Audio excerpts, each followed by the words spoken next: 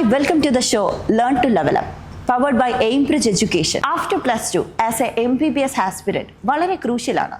Because all we know, NEET, MBBS seat availability in India, parents and students ഭയങ്കര confused ആണ്. MBBS abroad എന്നുള്ളൊരു solution ഉണ്ടെങ്കിൽ പോലും MBBS അബ്രോഡിന് ഇന്ത്യയിലുള്ള opportunity, abroad opportunity, budget, life style എന്നിങ്ങനെ നിരവധി ക്വസ്റ്റ്യൻസ് ആണ് നമ്മൾ ഡെയിലി കേട്ടുകൊണ്ടിരിക്കുന്നത്. സോ ഇന്ന് നമ്മൾ അത്തരം വിഷയങ്ങളാണ് ചർച്ച ചെയ്യുന്നത്. ഇപ്പം നീറ്റ് എഴുതാൻ പോകുന്ന ഭൂരിപക്ഷം സ്റ്റുഡൻസിൻ്റെയും വലിയൊരു കൺഫ്യൂഷനാണ് നീറ്റ് ഡിസ്ക്വാളിഫൈ ചെയ്യോ എന്നുള്ളത്. അതല്ല എങ്കിൽ അവർ വിചാരിക്കുന്ന ഒരു സ്കോർ ഏൺ ചെയ്യാൻ പറ്റാതിരിക്കുമോ എന്നുള്ളത്. അങ്ങനെയാണെങ്കിൽ എന്താണ് നെക്സ്റ്റ് ഓപ്ഷൻ, എങ്ങനെയാണ് മറ്റുള്ളൊരു ഓപ്ഷൻ തിരഞ്ഞെടുക്കേണ്ടത്, ആരെയാണ് കോൺടാക്ട് ചെയ്യുന്നത്, അങ്ങനെ നിരവധി ഫോൺ കോൾസ്, കമൻസുകളാണ് നമുക്ക് ഡെയിലി വന്നുകൊണ്ടിരിക്കുന്നത്. So today we have a guest to clear all your doubts about MBBS abroad. I'm warm welcome Mr. Jaffer Puliyarakkal. Hi sir, welcome to the show. Okay, Gobia, thank you. Sir, ഇപ്പം ഞാൻ ഇൻട്രോയിൽ പറഞ്ഞ പോലെ തന്നെ students എല്ലാവരും all India NEET എക്സാമിന് വേണ്ടിയിട്ടുള്ളൊരു പ്രിപ്പറേഷനിലാണ്. അപ്പോൾ അതുകൊണ്ട് തന്നെ സ്റ്റുഡൻസ് ആണെങ്കിലും പാരൻസ് ആണെങ്കിലും ഭയങ്കര കൺഫ്യൂസ്ഡ് ആണ് വാട്ട് ഈസ് നെക്സ്റ്റ് എന്നുള്ളൊരു ഓപ്ഷനെ കുറിച്ച് ചിന്തിച്ചിട്ട്. അപ്പോൾ നമുക്കറിയാം ഇയർലി നോക്കുന്ന കണക്കനുസരിച്ച് നീറ്റ് എഴുതുന്ന സ്റ്റുഡൻസിൻ്റെ എണ്ണം കൂടിക്കൂടി വരികയാണ്. അപ്പോൾ അവരുടെ കൺഫ്യൂഷൻസ് തീർക്കാൻ പറ്റിയൊരു ടൈം തന്നെയാണിത്. So I think this is the right time to do the podcast for our upcoming MBBS aspirants. Sir, നമ്മൾ നീറ്റിനെ കുറിച്ച് സംസാരിക്കുമ്പം സംസാരിക്കേണ്ടതായിട്ടുള്ളൊരു കാര്യം തന്നെയാണ് ഇന്ത്യൻ MBBSന്റെ സീറ്റ് അവൈലബിലിറ്റി എന്നുള്ളത്. കാരണം ഇന്ത്യൻ MBBSന്റെ സീറ്റ് നമുക്ക് എല്ലാവർക്കും അറിയാം, കമ്പാരിറ്റീവ്ലി ഇവിടെ നമ്പർ ഓഫ് സീറ്റ്സ് കുറവാണ്. സോ നീറ്റ് എഴുതുന്ന സ്റ്റുഡൻസിന്റെ എണ്ണം ഇയർലി കൂടി വരുന്നൊരു സാഹചര്യത്തിൽ എങ്ങനെയാണ് MBBS എഴുതുന്ന സ്റ്റുഡൻസിന്റെയും നീറ്റ് എഴുതുന്ന സ്റ്റുഡൻസിന്റെയും MBBS സീറ്റിന്റെയും ഒരു റേഷ്യോ വരുന്നത് ഇന്ത്യയിൽ? യെസ്, ഗോപികയോട് പറഞ്ഞതുപോലെ തന്നെ ഓരോ വർഷവും നീറ്റ് ആസ്പിറൻസിന്റെ എണ്ണം കൂടി വരികയാണ്. അത് ചെറിയ വർധനവല്ല, 3 ലക്ഷത്തിലധികം വിദ്യാർത്ഥികളുടെ വർധനവാണ് ഓരോ വർഷവും ഉണ്ടായിക്കൊണ്ടിരിക്കുന്നത്. ഇപ്പോൾ 2023 20 ലക്ഷത്തോളം വിദ്യാർത്ഥികളായിരുന്നു നീറ്റിന് അപ്പിയർ ചെയ്തിരുന്നതെങ്കിൽ 2024-23 ലക്ഷത്തിലധികം വിദ്യാർത്ഥികളാണ് നീറ്റിന് അപ്പിയർ ചെയ്തിട്ടുള്ളത്. അതുപോലെ ഇനിയിപ്പോൾ ഈ ഒരു 2025 വർഷത്തിൽ നമ്മൾ പ്രതീക്ഷിക്കുന്നത് 25 ലക്ഷം 26 ലക്ഷം വിദ്യാർത്ഥികളാണ് പരീക്ഷ എഴുതാൻ പോകുന്നത്. അപ്പോൾ ഓരോ വർഷവും ക്രമാതീതമായ വർധനവാണ് ഉണ്ടായിക്കൊണ്ടിരിക്കുന്നത്. അപ്പോൾ തീർച്ചയായിട്ടും ഇന്ത്യയിൽ ഒരു MBBS പഠിക്കാൻ ആഗ്രഹിക്കുന്ന അല്ലെങ്കിൽ ഡോക്ടറാകാൻ ആഗ്രഹിക്കുന്ന ഒരു നീറ്റ് ആസ്പിറൻറ്റിനെ സംബന്ധിച്ചിടത്തോളം ഇന്ത്യയിലെ സാധ്യതകളെക്കുറിച്ച് തീർച്ചയായും അറിഞ്ഞിരിക്കേണ്ടതുണ്ട്. ഇപ്പോൾ 2024 നീറ്റ് എക്സാമിന് രജിസ്റ്റർ ചെയ്തിട്ടുണ്ടായിരുന്നത് 24,06,000 വിദ്യാർത്ഥികളാണ്. അതിൽ നിന്നും 23,30,000 വിദ്യാർത്ഥികളാണ് നീറ്റിന് അപ്പിയർ ചെയ്തിട്ടുണ്ടായിരുന്നത്. അതിൽ തന്നെ 13,16,000 വിദ്യാർത്ഥികൾ നീറ്റ് ക്വാളിഫൈ ചെയ്യുകയുണ്ടായി. ഈ വിദ്യാർത്ഥികളിൽ തന്നെ ഏകദേശം 80,000-ലധികം വരുന്ന വിദ്യാർത്ഥികൾ 600 മാർക്കിന് മുകളിൽ സ്കോർ ചെയ്തിട്ടുള്ള വിദ്യാർത്ഥികളാണ്. എന്നാൽ യഥാർത്ഥത്തിൽ ഇന്ത്യയിൽ അവൈലബിൾ ആയിട്ടുള്ള MBBS സീറ്റുകൾ എന്ന് പറയുന്നത് ഇപ്പോൾ കഴിഞ്ഞ വർഷം അധികരിപ്പിച്ച സീറ്റ് കൂടി നമ്മൾ പരിഗണിക്കുമ്പോൾ ഏകദേശം 1,10,000-ന് താഴെ സീറ്റ് മാത്രമേ ഇന്ത്യയിൽ അവൈലബിൾ ആയിട്ടുള്ളൂ. ഇപ്പോൾ കഴിഞ്ഞ വർഷം 3rd അലോട്ട്മെൻറ്റ് വന്ന സമയത്ത് ഗവൺമെൻറ് മെഡിക്കൽ കോളേജുകളിൽ മെറിറ്റ് സീറ്റിൽ 675 മാർക്ക് കിട്ടിയ കുട്ടിക്കാണ് ലാസ്റ്റ് അഡ്മിഷൻ നടന്നിട്ടുള്ളത്. അതേപോലെ തന്നെ SC റിസർവ്ഡ് കാറ്റഗറിയിലാണെങ്കിൽ SC വിഭാഗത്തിൽ 533 മാർക്ക് വാങ്ങിയ കുട്ടിക്കാണ് അഡ്മിഷൻ ലഭിച്ചിട്ടുള്ളത്. ഇപ്പോൾ ഇനി സെൽഫ് ഫിനാൻസിങ് സെക്ടറിലേക്ക് പോവുകയാണെങ്കിൽ ഏകദേശം 578 മാർക്ക് വാങ്ങിയിട്ടുള്ള കുട്ടിക്കാണ് ലാസ്റ്റ് അഡ്മിഷൻ കിട്ടിയിട്ടുള്ളത്. അതേപോലെ തന്നെ SC വിഭാഗത്തിൽ 497 മാർക്ക് വാങ്ങിയിട്ടുള്ള കുട്ടിക്കാണ് അഡ്മിഷൻ കിട്ടിയിട്ടുള്ളത്. ഓക്കെ സർ, അപ്പോൾ ഇങ്ങനത്തെ ഒരു സാഹചര്യത്തിൽ MBBS അല്ലെങ്കിൽ ഒരു ഡോക്ടർ ആവണം എന്ന് അതിയായി ആഗ്രഹിക്കുന്ന ഒരു സ്റ്റുഡൻറ്റിനെ സംബന്ധിച്ചിടത്തോളം എന്തൊക്കെ ഓപ്ഷൻസ് ആണ് ആൾക്കാരുടെ ഡ്രീം അച്ചീവ് ചെയ്യാൻ വേണ്ടിയിട്ട് നമുക്ക് വരുന്നത്?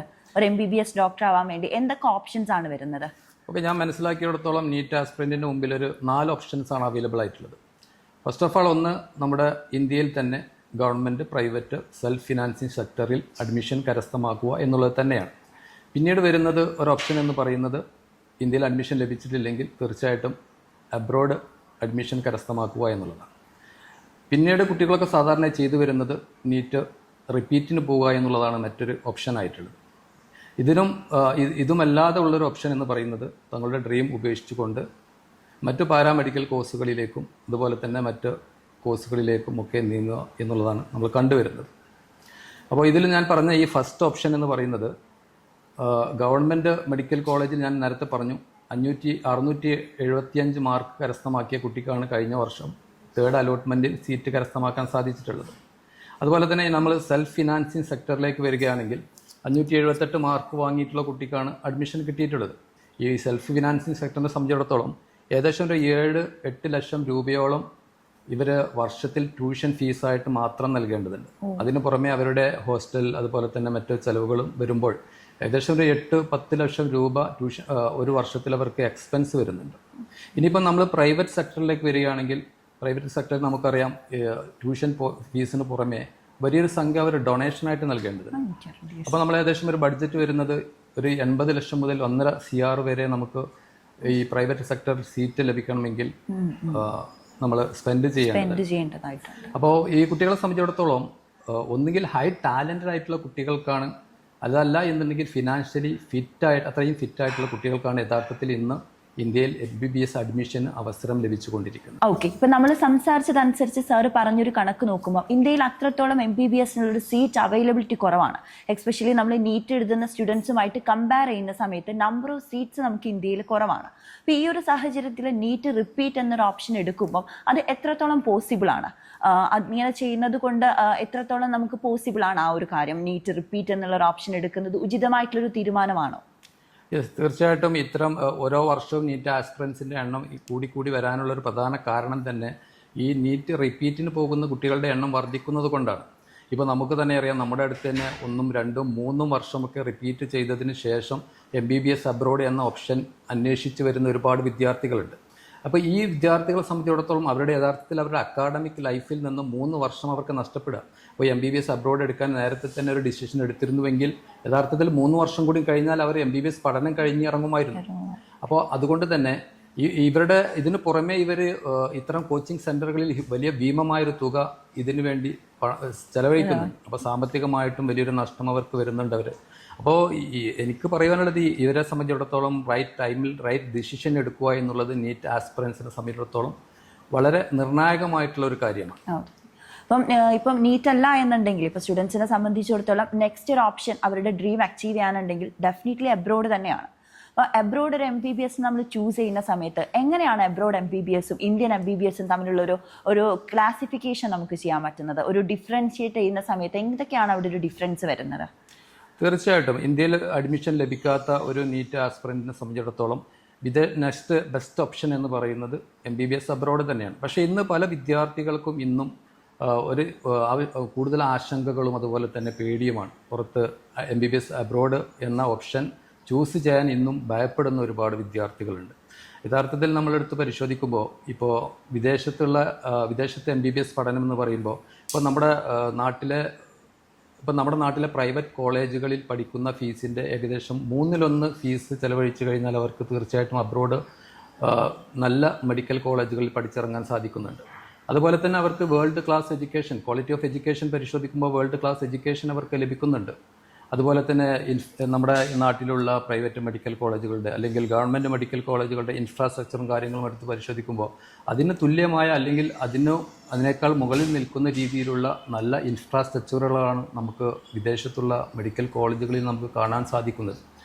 അപ്പോൾ ഇതിനൊക്കെ പുറമെ ഇവരെ സംബന്ധിച്ചിടത്തോളം ഇവർക്ക് നല്ലൊരു ഗ്ലോബൽ എക്സ്പോഷർ, അത് ഇന്ത്യയിൽ കിട്ടാത്തതാണ്, ഒരു ഗ്ലോബൽ എക്സ്പോഷർ ഇവർക്ക് കിട്ടുന്നുണ്ട്. ഇവരെ സംബന്ധിച്ചിടത്തോളം ഇപ്പോൾ ലാംഗ്വേജ് വൈസിലാണെങ്കിലും അതുപോലെ തന്നെ ഇപ്പോൾ നിരവധി രാജ്യങ്ങളിലെ വിദ്യാർത്ഥികളാണ് യഥാർത്ഥത്തിൽ ഇവിടെ കൂടെ പഠിക്കുന്നത്. അപ്പോൾ ആ സമയത്ത് വ്യത്യസ്തമായ കൾച്ചർ, അതുപോലെ തന്നെ അവരുടെ പേഴ്സണാലിറ്റി ഡെവലപ്മെൻറ്റിലൊക്കെ നമുക്ക് വളരെ വലിയ മാറ്റങ്ങൾ നമുക്ക് കാണാൻ സാധിക്കുന്നുണ്ട്.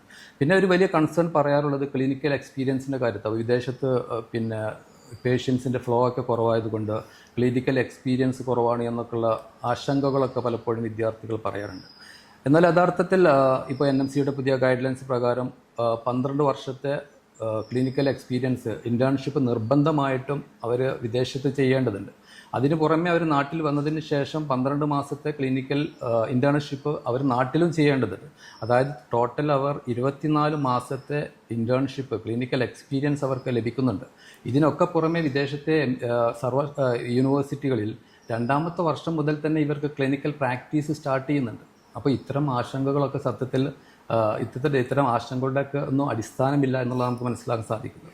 തീർച്ചയായിട്ടും. അപ്പം അതേപോലെ തന്നെ ഇപ്പോൾ നമ്മൾ എത്ര ഫോർവേഡഡ് ആണെന്ന് പറഞ്ഞു കഴിഞ്ഞാലും പാരൻസിനെ സംബന്ധിച്ചിടത്തോളം ഭയങ്കര കൺസേൺ ഉള്ള ഒരു കാര്യമാണ് സേഫ്റ്റി ആൻഡ് സെക്യൂരിറ്റി എന്ന് പറയുന്നത്. സോ അബ്രോഡ് എന്ന് പറയുന്ന ഒരു ഓപ്ഷൻ എടുക്കാൻ പലരെയും അവിടെ നമുക്കൊരു ഗ്യാപ്പ് വരുന്നത് എന്താണെന്ന് വെച്ചാൽ ഈ സേഫ്റ്റി ആൻഡ് സെക്യൂരിറ്റിയുടെ ഒരു കൺസേൺ പാരൻസിൻ്റെ ഉള്ളിലുള്ളത് കൊണ്ടാണ്.